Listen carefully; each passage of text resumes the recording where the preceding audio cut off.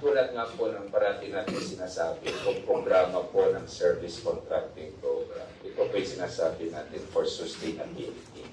Ito po ay mas konkretong aksyon na tumutugon sa problema natin ngayon.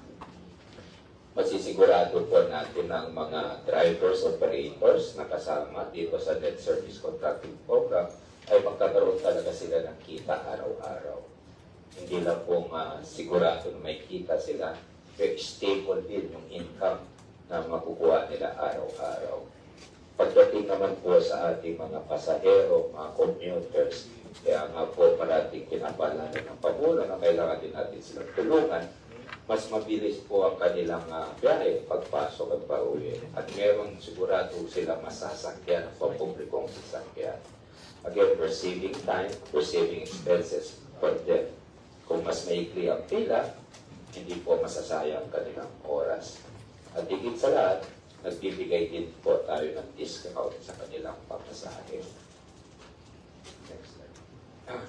So in summary po, pagdating sa ating service contracting program para sa ating mga driver, operators, ang kanilang kabayaran, yung sinasabi natin financial support is from 30 pesos to 100 pesos per kilometer.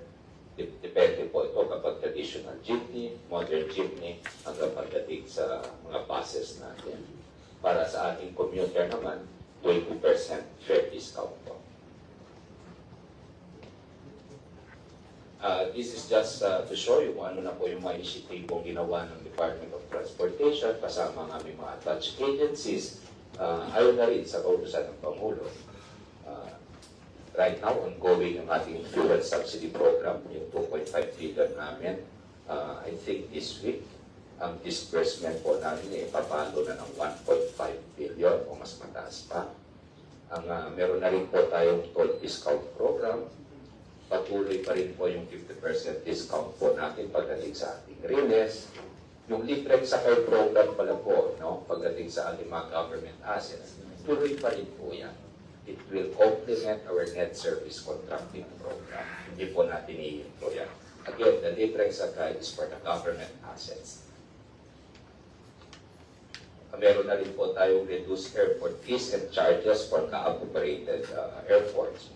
Itong piso Roro terminal fee, I think this is April 10. Ngayon po, magsisimula na rin po yan, April 10. And again, yung para sa ating maritime sector, yung fuel availability for vessels. So, idadagdag natin po natin ngayon yung net service contracting program. Para sa ating service contracting program naman po, tayo po ay humingi rin ng karagdagang budget sa ating Pangulo para mas mapalawig pa natin ang application nito, mas mapahaba pa natin. Next.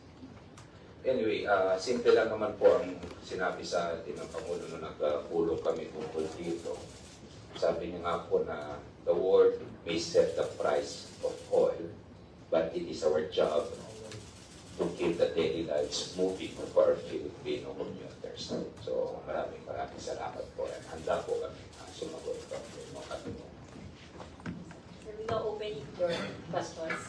Go ahead.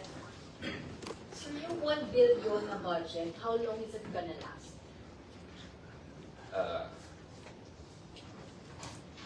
Kaya namin ng 2 linggo, to be honest, kasi nationwide po. Pero kaya na, sinusubukan pa namin pahabain hanggang 3 linggo. Pero baka mahirapan po kami kasi sabay-sabay na rin po namin i-roll out kahit papaano. Dati-dati po ang usapan namin, sisimulan namin sa EDSA busway sa April 15. Pero pinabuti na rin po namin yung mga ibang ruta tulad ng mga Commonwealth, yung mga sinasabi nating major thoroughfares o major artery that will lead to our mass transit. Isasabay na rin po natin ang roll out. Ang kailangan lang po namin ayusin ngayon, yung sa GPS. Yung mga may GPS na po dati, mas madali po na makasama sila. Ngayon po yung walang GPS at gusto din namin kasama sila sa programa. Ang inaayos po namin ngayon yung personnel to monitor them, yung manual monitoring. So yun po yung inaayos namin. Again, the 1 billion, o sabihin natin 800 million pala. Kasi yung 200 million, tinabi na po natin for marina, for our maritime sector. 800 million, mga 10 days, 2 linggo. Next question. Sir, word of therapy before. Sir, siguro para maintindihan po ng publiko, paano po makakapag-avail or mapapasama yung mga drivers natin sa service contracting program? Meron po tayong ilalabas starting today, no? Actually, tawag po namin dyan onboarding. Wherein, yung ating mga operators, tulad ng natin yan, online po to, no need for any paperwork, file po nila ng mga requisitos na kailangan file, which is basically an application for that they signify their consent, the terms and conditions ng ating service contracting program, which ang highlights po niyan is yung pagbibigay nila discount sa ating mga pasahero. And then yung compliance ng pag-submit, kung wala sa yung GPS, kung wala sa GPS, that they will faithfully, meron silang sign up process dun sa end routes nila, wala sila sa dulo ng pinag-rota, meron silang reaction. Yung proseso, nakalaan sila. So yun lang po, yung online filing system. Tapos, goal na po yan. At sa isa pa, kailangan ulit pala nila yung back out, no? Or e-wallet. Kasi either namin magpaano-paano magbayad, diretso na po sa kanilang e-wallet or dun sa bank account. Sir, balikan ko lang po yung GPS. Hindi ba ito magiging added cost para sa mga luma or mga traditional jeepney kung uupa pa sila ng GPS? Opo, we understand that, no? Kaya nga kinausap natin as instructed na Secretary Panoy na hindi masyado maging pag-gastos. Dati kasi gano'n na ang ginamit eh. That was the process used before. Kaya kinausap natin yung mga GPS providers na lang nalang mas na 500 bawat buwan. Hindi na kanilang charge kayo rin. Kasi minsan umakyat eh. Ginagamit nila itong pagkakataon para pagkita ng kalitagan. So, hindi na naman yung pera rin, pati yung compliance na pag-submit ng mga report. Kasi punto sa amin ni Secretary is 3 to 5 days. No? So, kailangan up-to-date yung mag-report po nila. It helps a lot pag electronic kasi nakatransmit kagad sa amin. As compared to pag-manual, itatransmit pa yan sa LTFRB office, hindi ka ng LTFRB, validate pa yung mga signatures dyan. So, medyo mas tedious yung process ng manual. Kaya may hindi kaya po that. We understand the additional cost of 500 pesos a day. Pero mas mapapabilis naman po ang ating kamayan. I'm sorry, a day. A month. 500 pesos a month. Ano mo na yung subsidy yan. Kasi sa isang araw, kaya din na mabawi yung 500 pesos sa isang araw na service contracting. So, If I may just add, no, maybe we can, ganito yung natin, perspektiba natin. Tama po yun, no? Sa tingin natin sa una, karagdagang gastos ba to sa ating mga pampublikong sasakyan, especially sa traditional jeep. Pero yung 500 nga per month yun. So if we divide it, 500 by 20 days na lang, kasi 540 days, that's 25 pesos per day. So we make sure naman po na matatanggap nila sa kanilang kabayaran na per kilometer is either 30 pesos. So kapag tingnan po natin yung 1 kilometro mo, kumbaga nabayaran mo na yung upa mo sa unang araw para sa GPS ng masusunod, kita na po. At may matatanggap po silang pamasahe, though discounted naman po. So I think, yun po kung, kaya po encourage them. No? Kasi ang benepisyo naman po dito, mas mapapadali yung kabayaran sa kanila.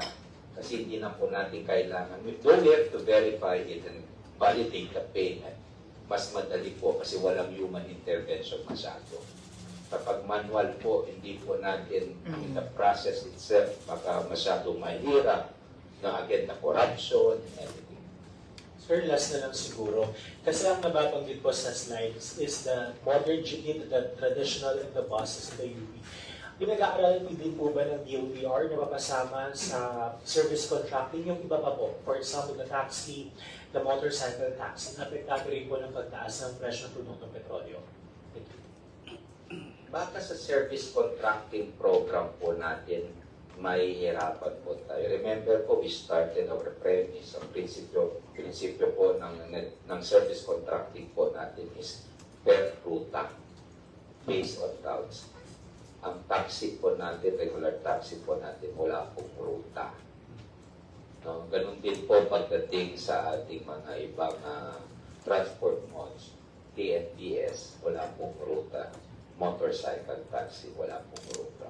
Pero hindi naman po ibig sabihin na wala na pong ibang inisyatibo ang ating gobyerno. Ang sinasabi na po natin ngayon, pagdating naman sa ating service contracting program, ang talaga po makikinabang ay yun yung mga may ruta tulad ng buses, tulad ng mga UB Express, tulad po ng sinasabi natin traditional as a modern shipping po. Hi, sir. Sir, hi, over here. Salima Refran, sir, of GMA. Hi, sir. Opo. Sir, yun nga, you mentioned that it's gonna run for 2 weeks, itong buong service contracting natin. Pero sir, paano po kung lumala pa yung sitwasyon? Kasi ngayon pa lang naman mag-uusap ang Iran at ang US. Volatile pa rin po yung sitwasyon and yung prices sa market. How are you seeing this? Pwede pa ba siyang humaba? Ano po yung nakikita natin? Opo, at yan po yung sinabi natin Pangulo, no, na kailangan paabutin po natin ito hanggang July kung maaari. At humingi na po tayo ng karagdagang pondo po sa Pangulo, sa DTM, sa economic managers natin. At ako naman po ay kampante na ibibigyan ng karagdagang pondo kasi kailangan po talaga natin itong ganitong programa. Napag-usapan na po namin ito. At sabi nga po nila na sa DBM, natusan nga po ng ating Pangulo na hanapan ng pondo. Humingi po kami ng additional 5 billion para lang po mapahaba natin itong programa.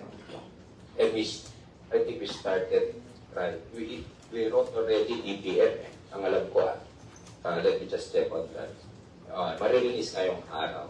Kasi kailangan namin ilagay din yung mga iba pang ruta, kung ilan yung magiging benepisyo, at saka kung sino makikinabang dito on the 5 billion additional budget that we are requesting.